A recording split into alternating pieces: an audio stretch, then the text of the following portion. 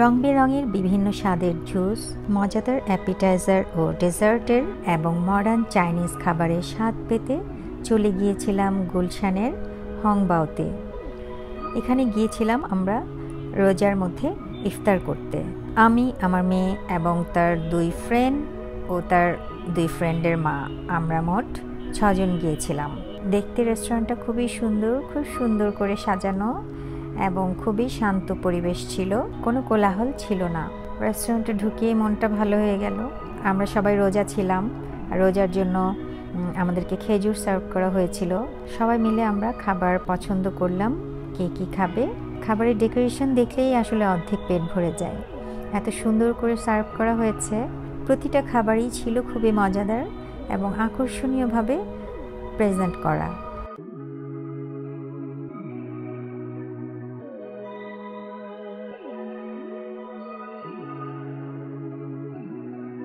এখানকার খাবারগুলো খুবই মজা, দেখেই অর্ধেক পেট ভরে গিয়েছে আর বাকিটা খেয়ে।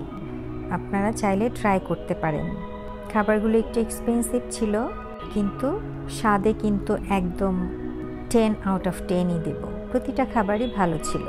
আমরা একটা করে খাবার শেষ করছিলাম, আবার নেক্সট আরেকটা খাবার আমাদেরকে সার্ভ করে দিচ্ছিলেন খুবই সুন্দরভাবে। প্রতিটা খাবারই খুবই মজা ছিল।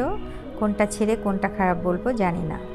আমরা এখানে ওনাদের পছন্দের কিছু মেনু নিয়েছিলাম, এখানে যেগুলো খুব ভালো পপুলার মেনু সেগুলো নিয়েছিলাম, আর আমাদের পছন্দের, বাচ্চাদের পছন্দের মেনলি নিয়েছিলাম।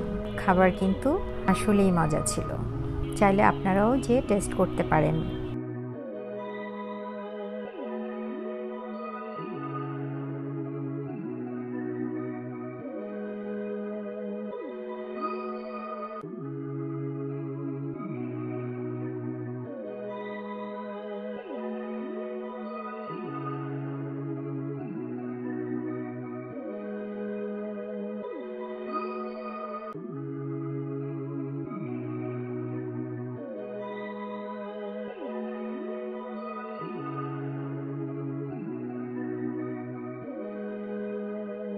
লাস্টে তো ওরা যে ডেজার্টটা নিল ওটা তো দেখেই চোখ জুড়িয়ে যায়।